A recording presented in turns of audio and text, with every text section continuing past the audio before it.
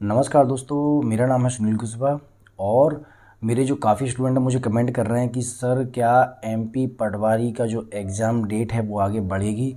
दोस्तों मैं आपको बिल्कुल देखिए, बहुत सारे टीचर ये कह रहे हैं कि एग्ज़ाम डेट बढ़ेगी, बहुत सारे ये कह रहे हैं कि नहीं बढ़ेगी, बहुत सारे कह रहे हैं कि बढ़ सकती है, कुछ कह रहे हैं नहीं बढ़ सकती है। तो देखिए, मैं आज आपको एक सच्चाई बताता हूँ।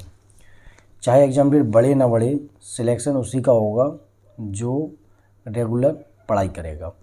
देखिए, कुछ स्टूडेंट ऐसे होते हैं जो हमेशा से उनका जो फेलियर है वो उसका जो थप्पा है दूसरों के ऊपर थोपते रहते हैं। जैसे आपको लगता होगा कि आप पढ़ते हो तो आपके पास पैसों की कमी है, आपको लगता होगा कि आपके फैमिली वाले आपको सपोर्ट नहीं करते, फिर आपको लगता होगा कि आपके फ्रेंड आपको सपोर्ट नहीं करते, आपकी गर्लफ्रेंड आपको सपोर्ट नहीं करते, आपके बॉयफ्रेंड आपको सपोर्ट नहीं करता। ये जो एक्सक्यूज़ है ना, ये कभी नहीं चलने वाले। फाइनली आपसे यही पूछा जाएगा कि आपका सिलेक्शन हुआ या नहीं हुआ। तो मैं आपको बताना चाहता हूँ कि आपकी जो स्टडी है उसमें कभी भी कोई भी रुकावट नहीं आनी चाहिए।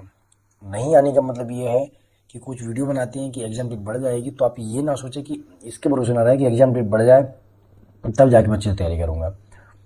आपने अपनी जो तैयारी है उसको कंटिन्यू रखें, कभी भी अपनी तैयारी में लेट अवेट ना करें। आपको आज जितना पढ़ना है उतना पढ़ें, उसके पढ़ने के बाद चाहे आप कहीं भी जाइए, कुछ भी मैटर नहीं करता। आपने अपना पढ़ लिया, आपका काम हो गया। लेकिन यदि आप पढ़ने से पहले कहीं जाओगे तो आगे भी नहीं पढ़ पाओगे, इसकी गारंटी मैं आपको देता हूँ।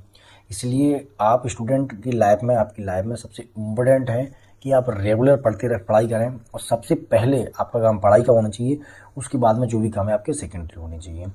ठीक है। बहाना हमेशा पैसे की कमी सबके पास होती है, सारी की सारी फैसिलिटी सबको नहीं मिल पाती। यदि आपको सारी फैसिलिटी मिल रही होती तो आप शायद यूपीएससी या एमपीपीएससी की तैयारी कर रहे होते, फर्स्ट गार्ड या पटवारी की तैयारी नहीं कर रहे होते। तो सभी जो फैसिलिटी हैं वो जीवन में सभी स्टूडेंट को नहीं मिल पाती हैं। लेकिन जितना आपके पास है, आपके पास बुक अवेलेबल है, आपके पास मोबाइल है, आपके पास यूट्यूब है, आपके पास बहुत सारी चीज़ें पढ़ने के लिए अवेलेबल है, लेकिन आप नहीं पढ़ते हो, तो ये आपके जीवन में जो ऑब्स्टेकल है, आपकी जो परेशानियाँ हैं वो नहीं है, ये आपकी खुद की नाकामी है। आपके पास सब कुछ है फिर भी आप नहीं पढ़ रहे हो, इसका मतलब ये है कि कहीं ना कहीं आपके मन में स्टडी के लिए आपके मन में बिल्कुल सच्चाई नहीं है। ठीक है। या आप बोलो कि आपके अंदर वफादारी नहीं है, खुद से आपके अंदर वफादारी नहीं है। यदि आपको लगता है कि आप 6 घंटे पढ़ना चाहते हो, आपको पढ़ना चाहिए 6 घंटे, फिर आप पढ़ पाते हो 4 घंटे, इसका मतलब ये है कि आप खुद को धोखा दे रहे हो। यदि आपको 6 घंटे पढ़ना है, आप 6 घंटे पढ़िए, उसके बाद जो आपको करना है आप करिए, कोई दिक्कत नहीं है। इसलिए पहला प्रायोरिटी है स्टडी। बाकी उसके बाद में दोस्तों यदि एग्जाम डेट बढ़ती है तो यदि आप अच्छे से पढ़ोगे आपको कोई लॉस नहीं होने वाला। लेकिन यदि आप एग्जाम डेट बढ़ने की क्या की उम्मीद कर रहे हो और उसके रिगार्डिंग आप पढ़ाई ढीली कर रहे हो, तो ये आपके लिए बहुत बुरी चीज़ है। मेरे हिसाब से तो एग्ज़ाम तय टाइम पर ही होगा और गारंटेड उसी टाइम पर एग्ज़ाम आपका होगा जो डेट दी है, क्योंकि इलेक्शन पास में आ रहा है। जो अगस्त तक 1 लाख भर्ती करनी है, उसके बाद में उनको इलेक्शन की तैयारी भी करनी है, तो उनके पास एक ही काम नहीं है, उनके पास हज़ारों काम है।